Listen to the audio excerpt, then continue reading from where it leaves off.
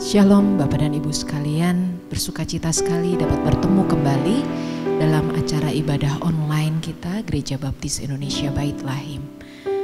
Mazmur 100 ayat 4 dan 5 berkata seperti ini. Masuklah melalui pintu gerbangnya dengan nyanyian syukur, ke dalam pelatarannya dengan puji-pujian. Bersyukurlah kepadanya dan pujilah namanya, sebab Tuhan itu baik. Kasih setianya untuk selama-lamanya dan kesetiaannya tetap turun-temurun. Biarlah hati kita melekat kepada Dia dan pujian kita naik ke dalam hadirat-Nya dan menjadi persembahan yang harum. Yesus kami puja.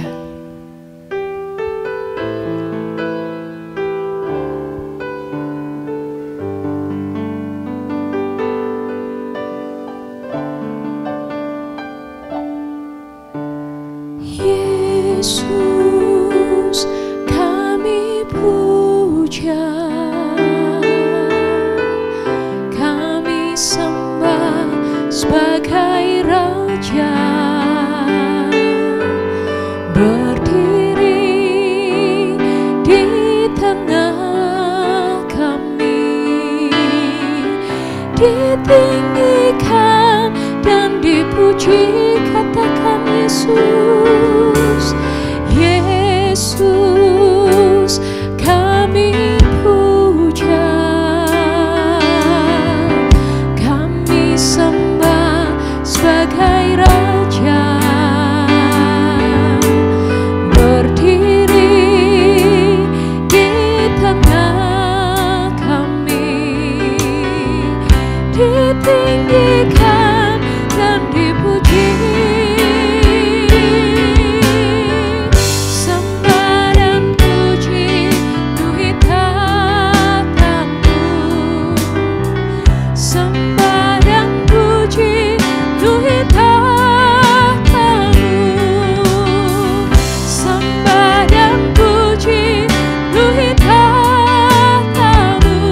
Yesus Tuhan adalah Raja. Naikkan kembali pujian ini, katakan Yesus kami puja.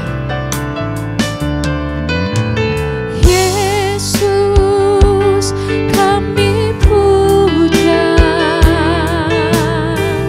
kami sembah sebagai Raja, berdiri di tengah, ditinggikan dan dipuji. Sembah dan puji penuhi tamu. Sembah dan puji penuhi tamu. Sembah dan puji penuhi tamu. Yesus Tuhan adalah sembah dan puji. Sembah dan puji penuhi tamu. Sembah dan puji penuhi tamu. Sembah dan puji penuhi tamu. Yesus Tuhan adalah Raja kami. Yesus Tuhan adalah Raja kami. Yesus Tuhan adalah Raja. Terima kasih Tuhan untuk pagi hari ini. Kalau kami masih diberikan kesempatan untuk memuji dan menyembah Engkau Raja dalam kehidupan kami. Kami bersyukur untuk setiap berkat, untuk setiap anugerah, untuk setiap kesempatan yang sudah Tuhan berikan dalam kehidupan kami. Kami bersyukur untuk hal yang sudah Tuhan tambahkan, pembelajaran demi pembelajaran dalam kehidupan kami.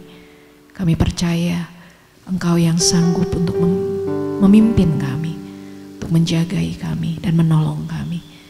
Kami akan mulai ibadah kami. Biarlah ibadah ini menyenangkan hati Tuhan, dan bila setiap pujian yang dinaikkan Itu adalah isi hati kami yang meluap kepada Engkau, Tuhan, dalam kehidupan kami. Terima kasih Bapa, di dalam nama Tuhan Yesus kami sudah berdoa dan mengucap syukur. Amin. Bapak dan Ibu sekalian, ada ayat dalam Alkitab yang sering sekali kita dengarkan akhir-akhir ini. Di Mazmur 91. Ayat ini berbicara tentang dalam lindungannya Allah. Dalam situasi yang mungkin tidak mengenakan. Kita ingin bekerja tapi tidak bisa. Mungkin pendapatan kita berkurang banyak. Mungkin anak-anak kita dalam kondisi yang tidak baik. Orang tua dalam kondisi yang tidak baik. Kita memikirkan ke depannya kita mau apa. Tapi hari ini kita mau aman di dalam tangan Tuhan.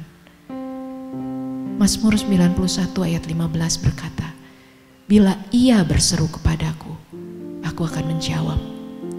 Aku akan menyertai dia dalam kesesakan. Aku akan meluputkannya dan memuliakannya. Ada satu buah pujian yang berkata seperti ini.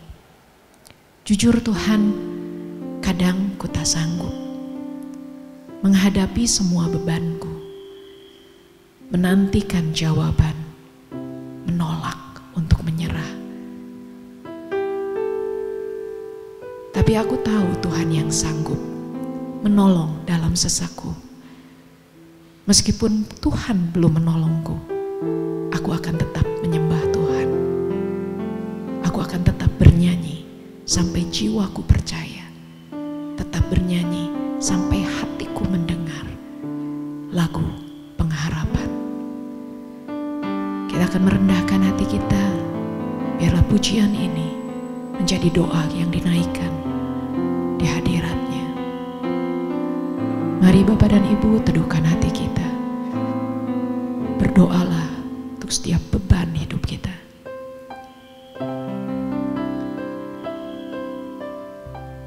Katakan apa yang ingin menjadi isi hati kita kepadanya, kerinduan hati kita, beban hidup kita.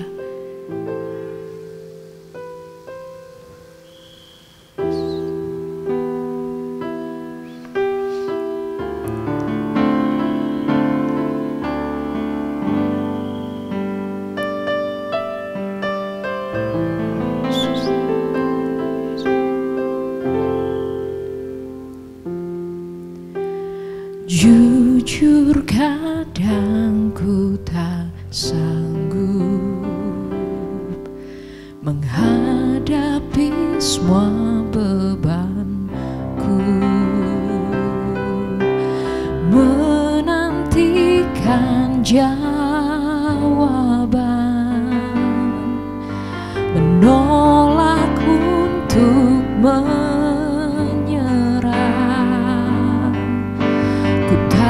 Kau Tuhan yang sanggup menolong dalam sesaku. Namun meskipun Kau belum, ku kan tetap menyembah-Mu, ku kan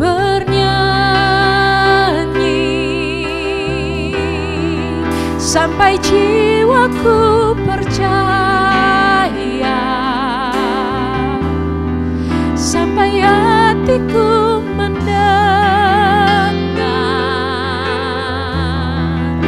lagu pengharapan.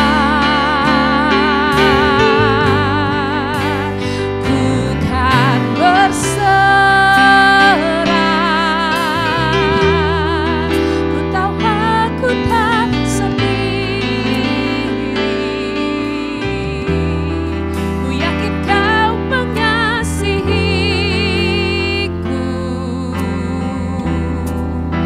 bahkan di dalam api pun ku kan menyembah-Mu. Bapak dan Ibu sekalian, lagu ini mengingatkan saya tentang Sadrah, Mesah, dan Abednego. Dalam kesulitannya, dia tetap percaya. Bahkan di dalam api pun mereka tetap memuji Tuhan. Biarlah sikap ini yang ada dalam kehidupan kita saat ini. Kita naikkan kembali pujian ini ke hadirat Tuhan.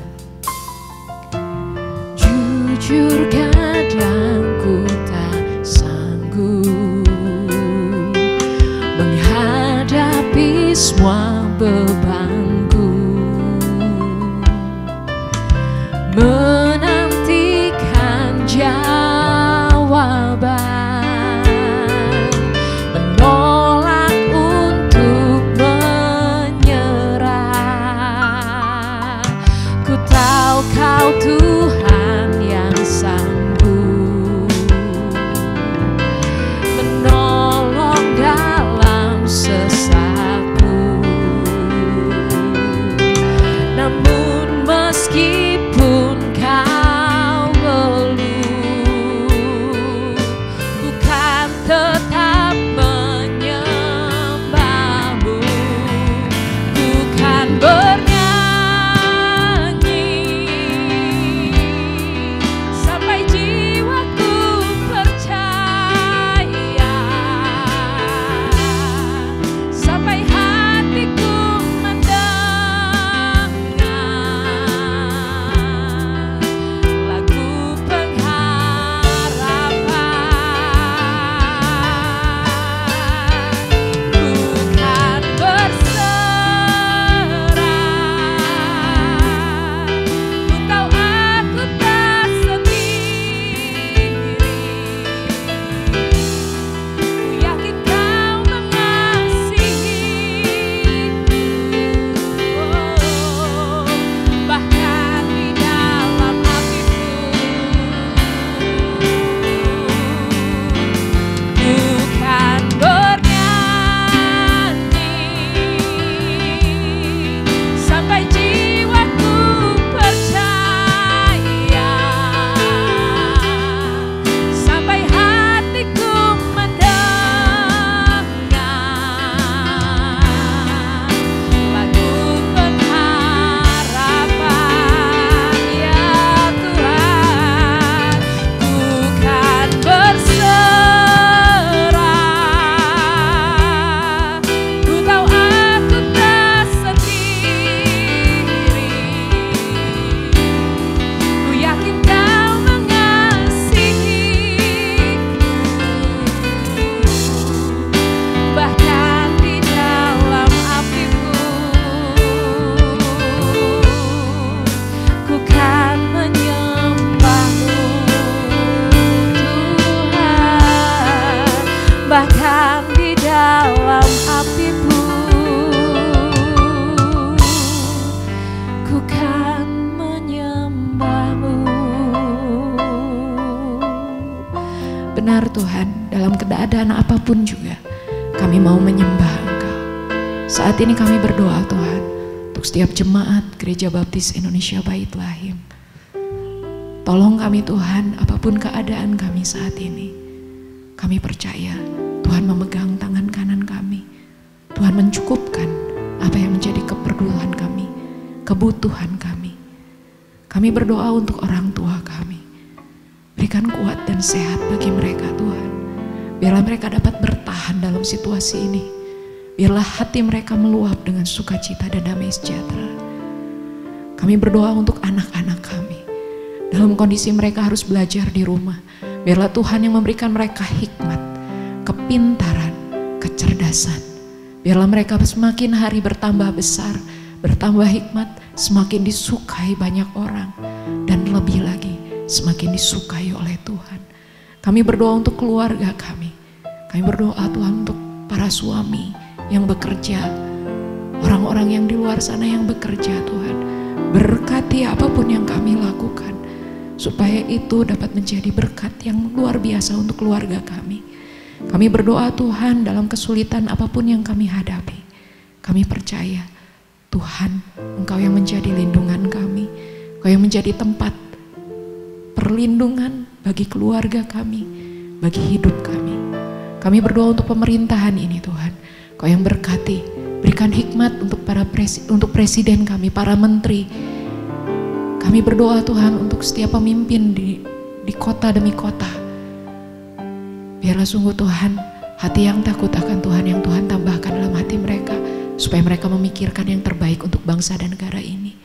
Kami berdoa untuk setiap gereja demi gereja, Tuhan tolong kami, supaya dalam keadaan yang sulit sekalipun, gereja tetap menjadi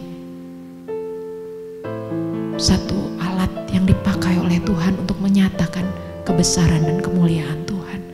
Terima kasih Tuhan, kami percaya, kami aman dalam lindungannya Tuhan. Di dalam nama Tuhan Yesus, kami sudah berdoa dan mengucap syukur. Amin.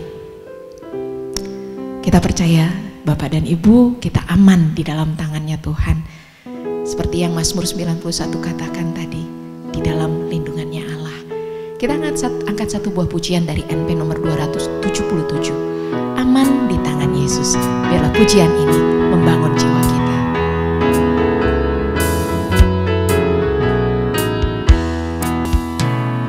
Aman di tangan Yesus, aman dijaganya.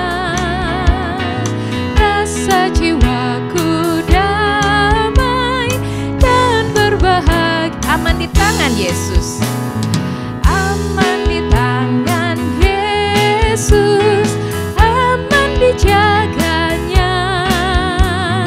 Rasa jiwaku damai dan berbahagia. Hai dengarkanlah suara para malaikatnya yang bernyanyi di sana di surga mulia. Aman di tangan Yesus, aman dijaganya. Rasa jiwaku damai dan berbahagia. Aman di tangan Yesus, susahku hilanglah, dosa pun tak berdaya bila ku di sana.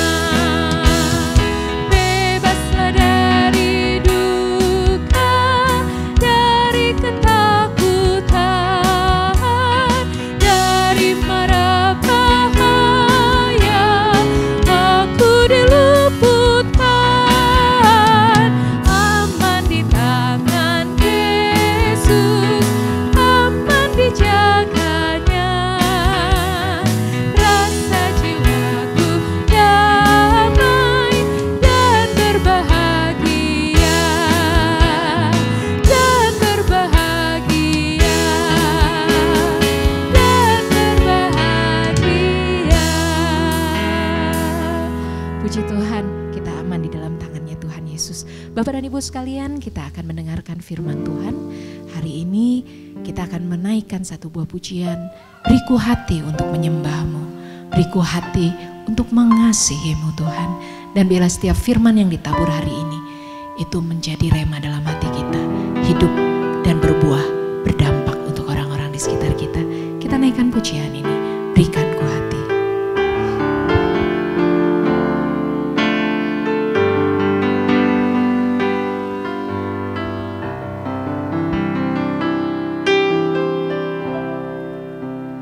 Beriku hati untuk menyembahmu.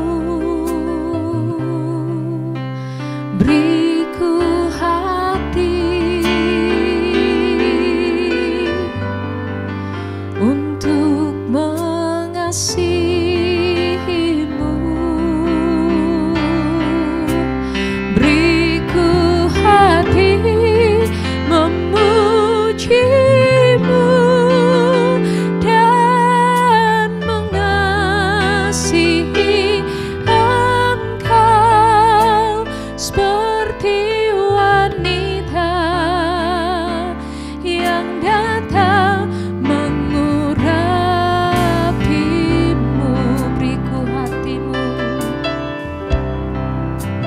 beriku hati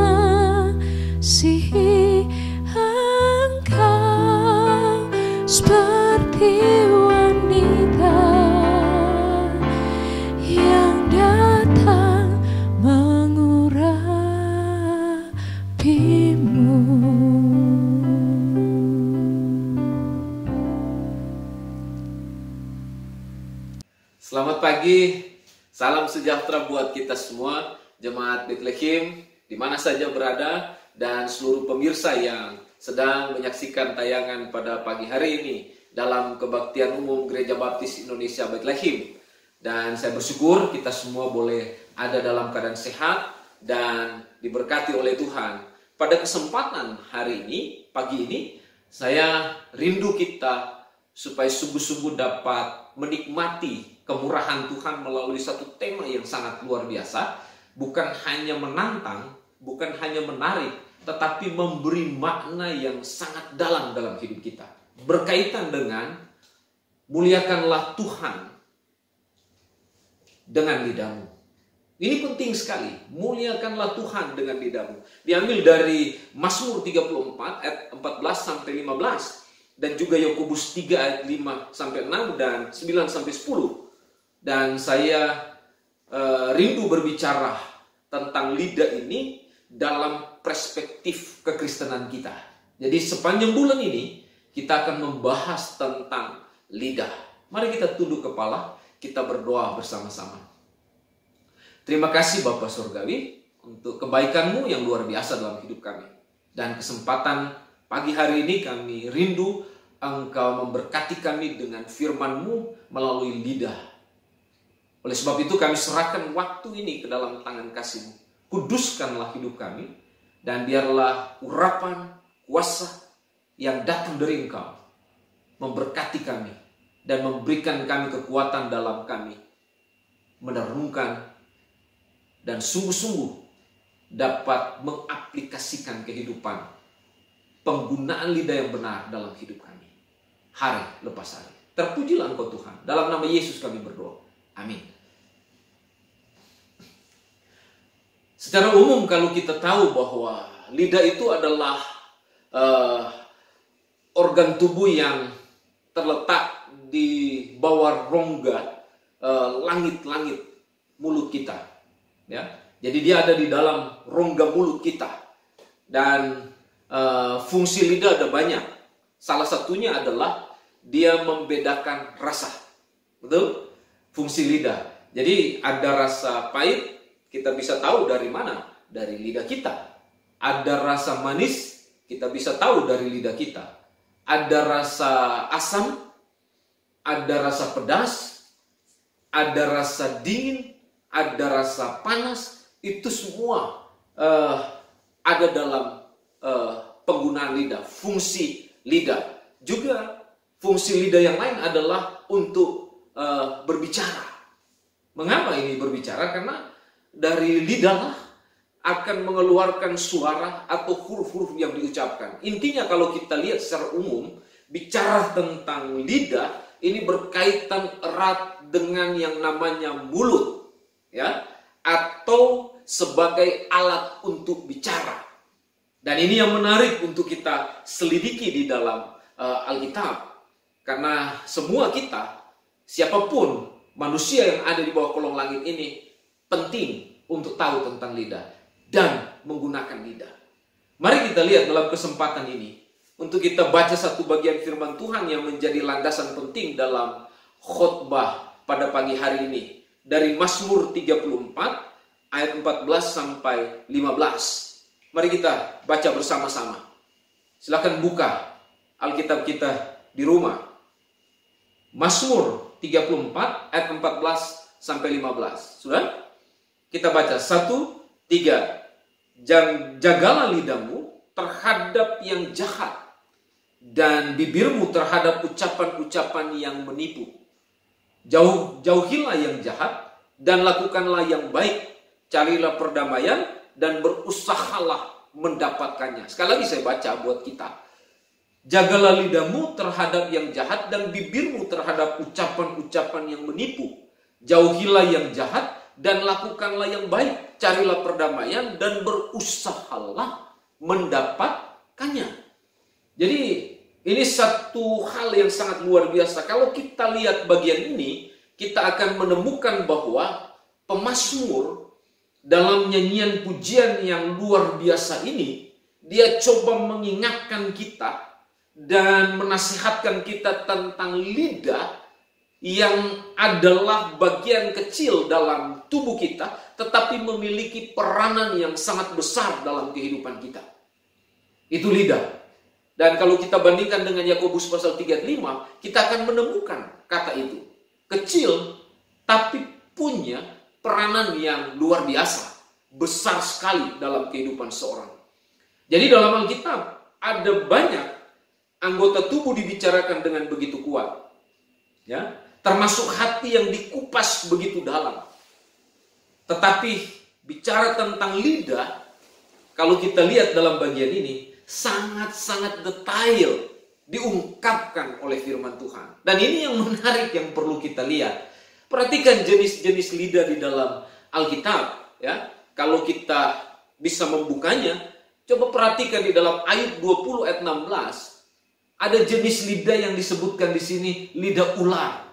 Saya tidak akan menjelaskan banyak, tetapi saya akan coba memberitahu kepada saudara jenis-jenis lidah di dalam Alkitab. Di dalam Mazmur pasal 5 ayat 9 ada lidah yang merayu-rayu. Di dalam Mazmur 50 ayat 19, 52 ayat 4 dan 109 ayat 2 dikatakan bahwa ada lidah tipu daya, lidah penipu, lidah dusta. Ya.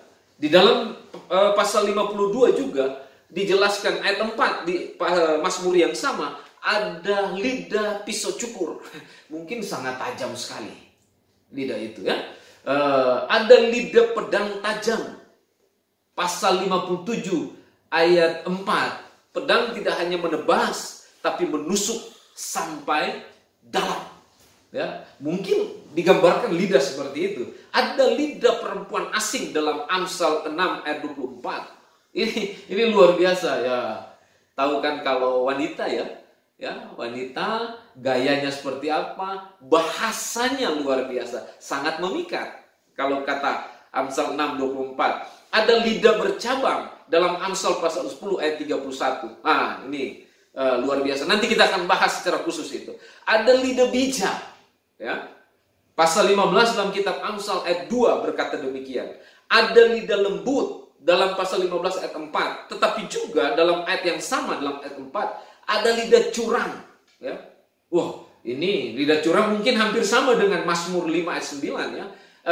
50 ayat 19 dan 52 ayat 4 dan 109 ayat 2 tentang lidah curang, ya. Ada lidah yang mencelakakan di dalam Amsal 17 ayat 4. Tapi juga ada lidah yang sewenang-wenang dalam Yeremia 23 ayat 31. Dan di dalam Kisah pasal 2 ayat 3 ada lidah api. Nanti kita akan lihat bagian ini sedikit, dan saya berharap ini bisa menolong kita untuk mengerti tentang jenis-jenis lidah dalam Alkitab. Tapi dalam Yakobus 1 ayat 26 dikatakan ada lidah yang tidak dikekang. Ya.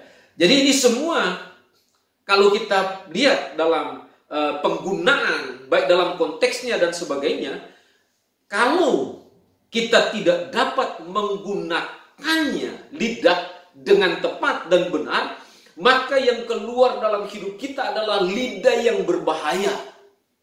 Ya, lidah yang mengandung maut atau lidah yang mengutuk. Ini yang disampaikan dalam bagian ini. Dan ini berkaitan dengan satu organ yang kecil dalam tubuh kita, tetapi dia memiliki peran yang luar biasa, besar sekali, dan bisa membahayakan jiwa. Itulah sebabnya saya rindu kita coba dalami bagian ini dalam Mazmur 34 ayat 14 sampai ayat 15. Sekali lagi kita baca bagian ini, dikatakan, jagalah lidahmu terhadap yang jahat dan bibirmu terhadap ucapan-ucapan yang menipu. Saya coba lihat dalam pandangan Alkitab tentang apa yang disebutkan dengan lidah dalam Mazmur 34 ayat 14 ini. Kalau kita lihat tadi beberapa jenis lidah yang dipakai, yang digunakan dalam konteks penulisannya. Nah, secara umum kalau kita lihat dalam bahasa Ibrani, kata lidah itu adalah lasion, ya. Dan secara umum juga kalau di dalam bahasa Yunani itu dicatatkan glosa, berarti lidah manusia, termasuk di dalamnya adalah bahasanya. Ya. Dan intinya, kalau kita lihat dari dua kata Ibrani dan Yunani ini, lidah itu berkaitan dengan ucapan, perkataan, dan atau kemampuan untuk berbicara. Jadi ini menarik, ya. Dan kalau kita lihat intinya ini berarti apapun yang keluar dari mulut kita itu cuma dua hal yang berkaitan dengan ucapan dan perkataan dan kemampuan untuk berbicara. Kalau itu bukan berkat, berarti kutuk yang keluar. Betul? Itulah sebabnya secara rohani saya rindu memaknai tentang lidah ini untuk menolong kita supaya kita mengerti dalam perspektif Alkitab apa sebenarnya itu lidah. Kalau saya bisa maknai lidah itu secara rohani, secara pribadi saya mau bawa saudara untuk melihat bahwa lidah adalah identitas orang percaya. Mengapa identitas? Karena kalau kita lihat gambaran secara sederhana, simbolis yang digambarkan di dalam perjanjian lama, ya, oleh Tuhan kepada nabi-nabinya, dia suka menggunakan api, kata lidah. Dan itu adalah identitas bahwa Allah, dia bukan hanya berbicara, tapi dia hadir dalam kehidupan orang-orang yang dia kasihi, termasuk para nabi. Kalau saudara masih ingat di dalam 1 Raja-Raja 18, mulai ayat 24 dan 38 sampai 39, kita tahu bahwa Tuhan, dia menyatakan kehadirannya dalam bentuk api ketika pertarungan antara Elia dan nabi-nabi Baal yang ada pada waktu itu. Alkitab memberitahu bahwa api turun dari langit dan menyambar habis semua korban bakaran Elia. Itu membuktikan bahwa Tuhan ada, Tuhan hadir, Tuhan memihak kepada Elia. Sehingga semua nabi Baal dimusnahkan pada kesempatan itu. Ini menyatakan kepada kita bahwa identitas yang dimiliki Elia adalah kehadiran Allah dalam hidup Elia melalui bentuknya api. Kalau juga kita lihat di dalam perjanjian baru, ya, ada di dalam perjanjian baru, bentuknya sama, ya. Dalam hari Pentakosta, ketika Tuhan Yesus Kristus mencurahkan Roh Kudus ke atas sekitar 120 orang yang berkumpul di ruangan atas di Yerusalem, Alkitab memberitahu bahwa roh itu menjadi nyata ketika orang berbicara dalam berbagai bahasa tetapi mudah dimengerti. Ini menarik, ya. Kemudian ada penglihatan yang terjadi di situ bahwa ada lidah-lidah seperti api hingga pada orang-orang percaya, pada masing-masing mereka. Dan Alkitab memberitahu bahwa di saat yang sama penuhlah mereka dengan Roh Kudus. Kisah pasal 2 ayat 3 dan 4 berkata demikian. Ya. Jadi orang-orang yang ada pada waktu itu 120 orang ini berkumpul, mereka bisa berbahasa, bahasa berlain-lainan tapi mudah dimengerti. Dan itu atas pimpinan Roh Kudus. Dan Roh Kudus dia digambarkan seperti api yang menyala-nyala, menyambar pada setiap orang, dan mereka dipakai Tuhan secara luar biasa. Ini identitas. Jadi baik dalam PL maupun PB, Allah berbicara melalui cara yang hebat dan tepat pada zaman itu, yaitu api. Dan ini menjadi identitas kehadiran Allah. Nah, sebagai orang percaya, identitas kita apa? Saya mau beritahu kepada kita, identitas kita adalah Roh Kudus. Roh Kudus yang hadir tinggal di dalam hidup kita. Dia bertahta dalam hidup kita. Dia berkuasa atas hidup kita. Dia memimpin hidup kita. Dia menuntun hidup kita. Itulah sebabnya orang kalau dia sudah memiliki Roh Kudus, lidahnya benar bekerja. Kata Alkitab demikian. Itulah sebabnya di dalam Mazmur 14 dikatakan, jagalah lidahmu. Ini luar biasa. Ya. Ini artinya bahwa ucapan perkataan yang keluar dalam hidup kita adalah benar. Benar berkaitan dengan berkat, bukan kutuk. Berarti tugas kita sebagai orang percaya adalah menyampaikan sesuatu yang membangun, yang membahagiakan, yang memberkati, yang menguatkan, yang menghibur, dan yang mendatangkan sukacita kepada orang lain. Dan inilah yang menarik yang perlu kita lihat di dalam bagian ini. Mengapa? Karena orang-orang yang menjaga lidahnya dari segala ucapan yang jahat dan hal-hal yang menipu, kalau kita lihat di dalam ayat 14, adalah orang-orang yang menyukai, kata Alkitab di sini, ucapan-ucapan yang benar, ucapan-ucapan yang jujur di hadapan Allah.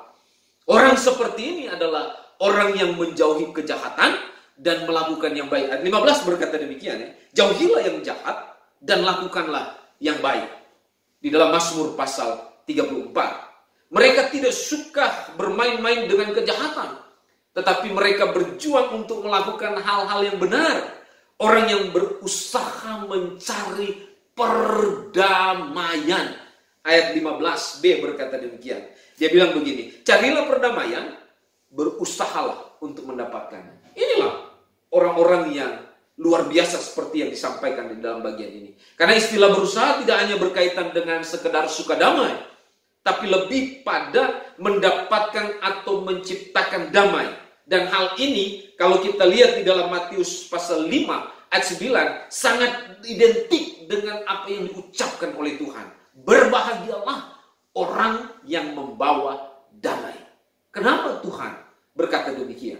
Karena mereka sudah dipenuhi, dipimpin, dikendalikan, dituntun oleh Roh Allah.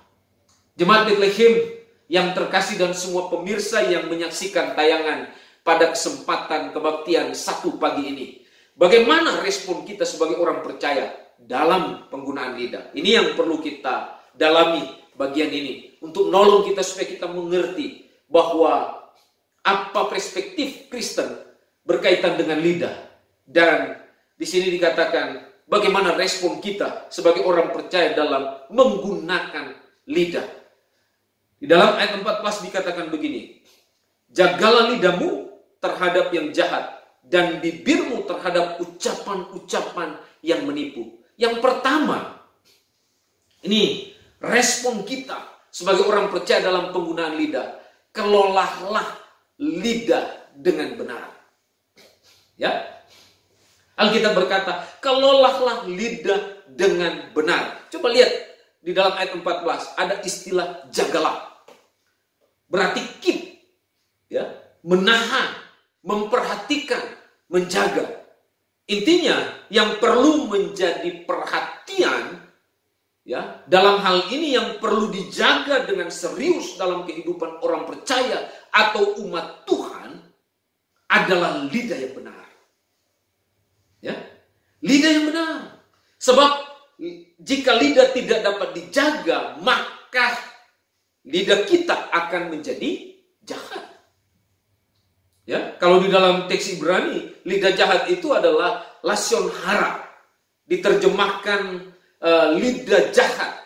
Lidah jahat itu seperti apa? Nah, di sini kalau kita lihat lidah jahat itu seperti ini, komentar negatif. Itu lidah jahat. Ya. Meremehkan, itu lidah jahat.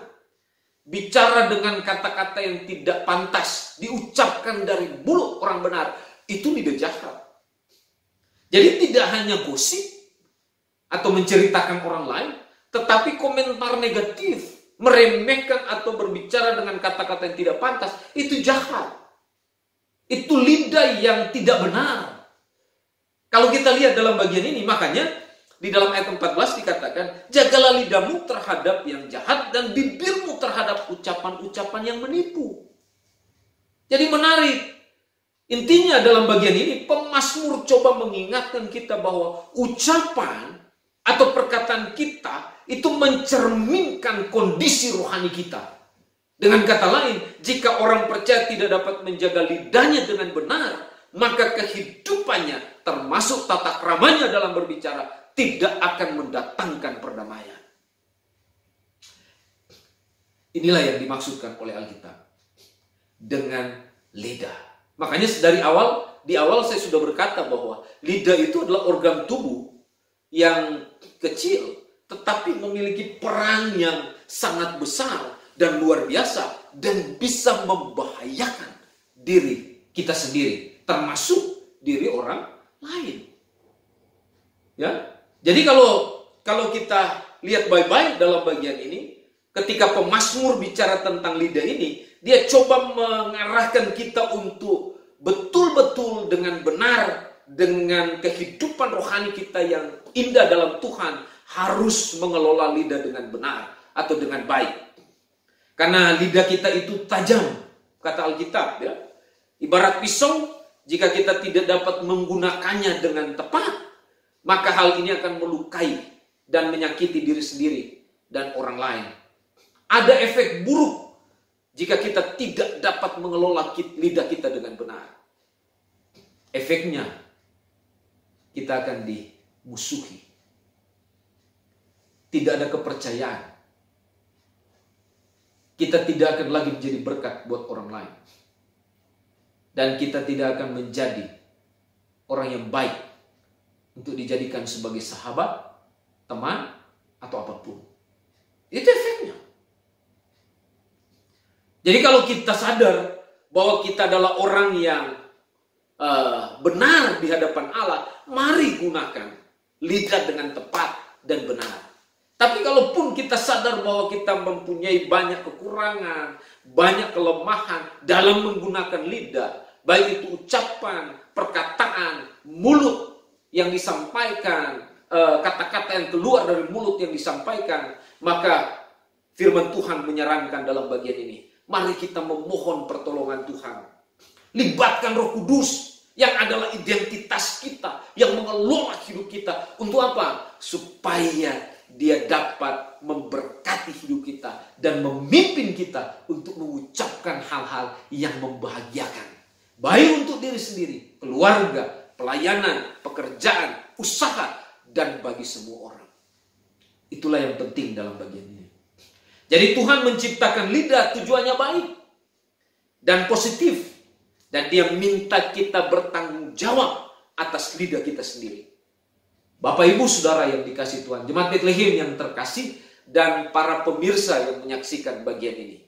Hari ini, mari serahkan seluruh hidup kita, termasuk ucapan dan perkataan kita kepada Tuhan.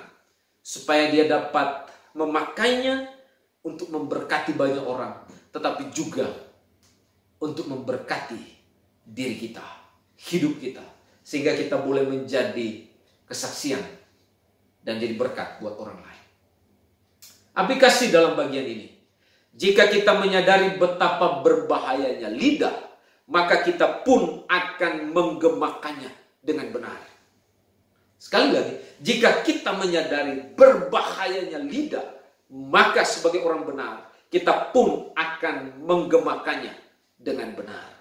Yang kedua, Jemaat Bethlehem yang terkasih dan semua pemirsa yang menyaksikan tayangan pada pagi hari ini, bagaimana respon kita sebagai orang percaya dalam penggunaan lidah? Ya. Yang kedua, ayat 15 dia berkata begini. Jauhilah yang jahat dan lakukanlah yang baik. Carilah perdamaian dan berusahalah mendapatkannya. Yang kedua, gunakan lidah untuk memuliakan Tuhan. Ya.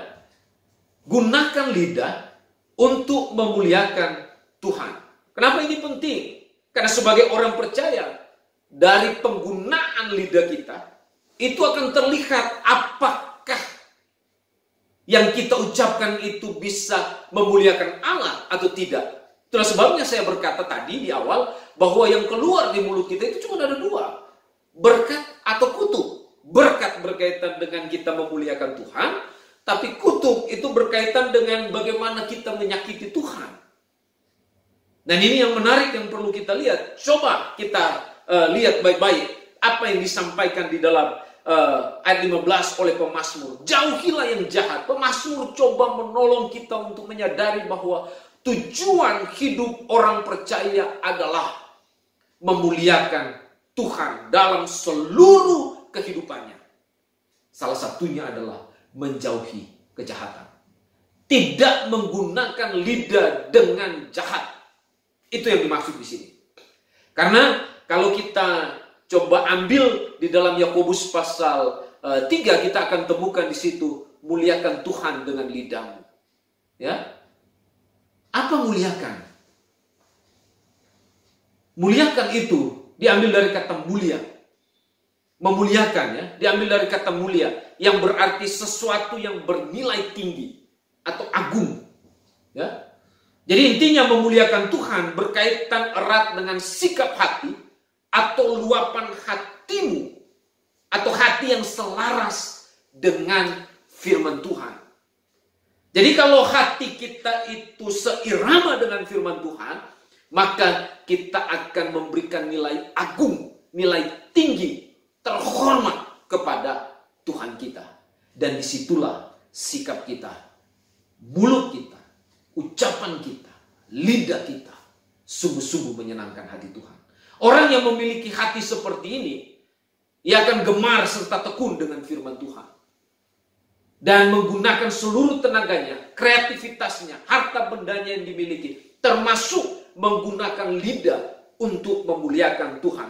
Firman Tuhan berkata begini, kalau saudara ingat dalam 1 Korintus 6 ayat 20, dia berkata, sebab kamu telah dibeli, dan harganya telah lunas dibayar. Karena itu muliakan Allah dengan tubuhmu, termasuk lidahmu. Orang yang sudah ditebus dengan darah Kristus, dia wajib memuliakan Tuhan dengan sikap hati yang benar di hadapan Allah dan bergaul karib dengannya, termasuk dalam penggunaan lidah. Jadi lidah itu di dalam hidup orang benar itu harus digunakan dengan tepat, dengan benar, dan Alkitab bilang memuliakan nama Tuhan. Orang yang memuliakan nama Tuhan adalah orang yang dapat menguasai lidah. Ya, berarti ia dapat menguasai seluruh hidupnya. 1 Petrus 3 ayat 10 berkata demikian. Ini berarti lidah memiliki peranan yang sangat penting dalam hidup manusia, termasuk orang benar. Ya. Jadi kalau orang benar dia masih tidak mampu mengelola, menguasai, ya, dan membawa lidahnya untuk mengucapkan ucapan-ucapan yang memuliakan Tuhan, berarti dia ada dalam kategori seperti yang dikatakan di dalam ayat 14. Ucapan-ucapan bibir yang jahat dan ucapan-ucapan yang menipu. Ayat 15 berkata di sini, jauhilah yang jahat dan lakukannya yang baik. Orang benar dituntun untuk melakukan kebenaran. Orang benar dituntun untuk menggunakan lidah supaya dapat menguatkan orang lain. Orang benar dituntun supaya menggunakan lidah memberkati orang lain. Orang benar dituntun supaya dapat membawa lidah atau tutur kata, bahasa yang terucap untuk membangun, menguatkan orang lain. Jadi kalau lidah kita atau ucapan-ucapan kita atau mulut kita tidak bisa membangun kehidupan rohani kita secara pribadi dan juga orang lain, berarti Alkitab berkata di sini benar, datang kepada Tuhan. Minta Roh Kudus sebagai identitas hidup kita untuk mengubah hati kita, mengubah seluruh hidup kita supaya apa? Lidah kita benar. Kenapa banyak orang sekarang berantem, saling membenci, ya, saling tidak suka. Gereja kok seperti yang di 1 Korintus pasal 3 katakan, terpisah-pisah, berkelompok, ya. Ada dari Apolos, ada dari Kefas, ada dari Paulus, ada dari Yesus Kristus. Wah, luar biasa 1 Korintus pasal 3. Kenapa bisa demikian? Mungkin karena lidah. Ya? Ucapan-ucapan, bahasa-bahasa yang tidak membangun, yang tidak menguatkan, yang tidak mempersatukan. Padahal kalau kita bandingkan dengan Yohanes 17, Yesus minta apa? Doanya apa? Supaya semua kita satu. Ya? Sama seperti Bapa dan aku adalah satu. Supaya dunia tahu bahwa kita milik Tuhan. Ini yang penting. Ini yang menarik. Ini yang perlu kita tahu di sini. Jadi mari gunakan lidah kita, aplikasinya ini, untuk membangun, menguatkan, mendorong, serta membangkitkan iman, membangun iman dari setiap tubuh Kristus. Jangan lidah kita membawa kita ke dalam dosa, tapi mari lidah ini digunakan. Mulut kita dipakai, ucapan-ucapan yang keluar itu memberikan kekuatan dan penghiburan dalam setiap hidup kita, baik untuk keluarga kita maupun untuk orang lain. Bapak Ibu Saudara yang dikasihi Tuhan, jadi dua hal yang penting yang perlu kita sungguh-sungguh perhatikan dan menjadi perenungan yang dalam hidup kita berkaitan dengan lidah yang benar, karena ini dalam perspektif orang benar, kekristenan kita. Yang pertama, dikelola dengan benar. Kelolalah lidah dengan benar. Yang kedua adalah digunakan untuk memuliakan Tuhan. Gunakanlah lidahmu untuk memuliakan nama Tuhan. Kesimpulannya dalam bagian ini, lidah yang benar digunakan untuk kebenaran dan untuk memuliakan Tuhan kita, Yesus Kristus. Tuhan memberkati kita semua. Kita tunduk kepala. Bapa Surgawi, terima kasih untuk firman-Mu yang boleh mengingatkan kami tentang lidah. Menolong kami, ya Roh Kudus yang ada dalam hidup kami. Pimpin, terangi hati kami, jamah hidup kami, supaya kami dapat menggunakan lidah dengan baik dan benar, sehingga berkenan kepada Tuhan.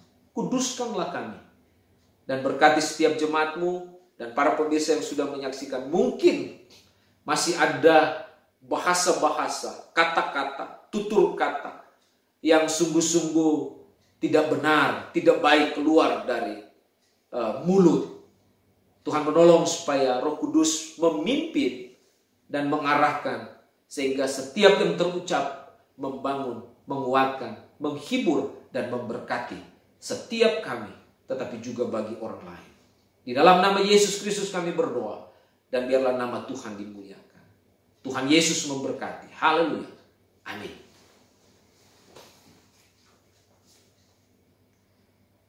Ya, Bapak dan Ibu sekalian, firman Tuhan sudah disampaikan. Marilah kita mengangkat satu buah pujian. Biarlah setelah mendengarkan firman ini, kita semakin memandang hanya kepada Tuhan Yesus saja. Pandanglah pada Yesus.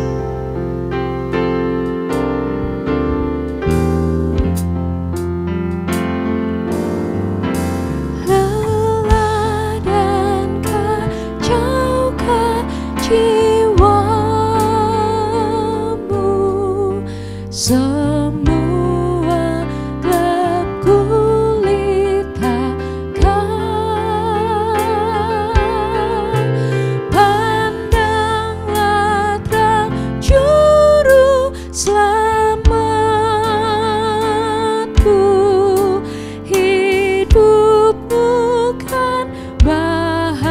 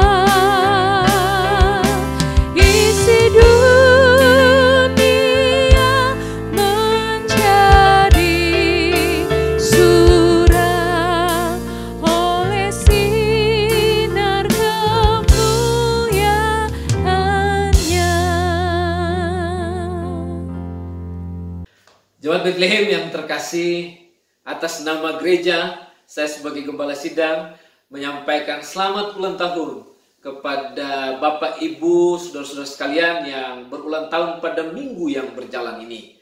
Kiranya damai sejahtera, kebahagiaan, dan berkat di dalam Kristus menjadi bagian Bapak Ibu semuanya. Dan saya juga menyampaikan selamat berbahagia kepada ibu-ibu jemaat Bethlehem yang sudah mendapatkan keturunan. Dan Tuhan memberkati dengan kesehatan dan sukacita yang berkelimpahan yang datang dari Tuhan. Dan biarlah bayi-bayi yang dilahirkan sungguh-sungguh bertumbuh dengan baik dan dalam pemeliharaan Tuhan. Kami juga mengucap syukur karena boleh menjadi bagian dalam keluarga besar Gereja Baptis Indonesia Bethlehem. Tuhan memberkati, dan biarlah di new normal ini kita akan terus menggunakan hidup kita dengan tepat, dengan baik dan berkenan kepada Tuhan. Tuhan memberkati kita semua. Mari kita tunduk kepala, kita akhiri seluruh rangkaian penyembahan kita pada kebaktian satu hari ini.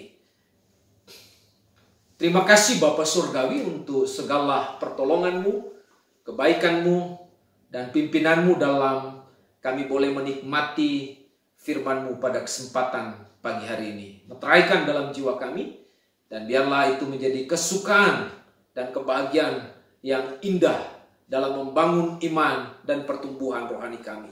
Terpujilah Engkau Tuhan. Kami akan mengakhiri seluruh rangkaian penyembahan kami dalam kebaktian satu. Mohon berkat-Mu atas hidup kami. Anugerah dari Allah Bapa, kasih dan penebusan dalam Kristus Yesus, dan pimpinan, pertolongan, serta penghiburan dalam Allah Roh Kudus menyertai dan memberkati kami sekalian dari sekarang ini sampai Tuhan datang pada kali yang kedua. Terpujilah nama Tuhan. Haleluya. Amin. Puji Tuhan, Bapak dan Ibu sekalian, ibadah kita sudah selesai hari ini. Biarlah rahmat yang daripada Tuhan itu yang menyertai kita, memberkati dan menjagai setiap langkah hidup kita. Immanuel, Immanuel, Tuhan beserta kita.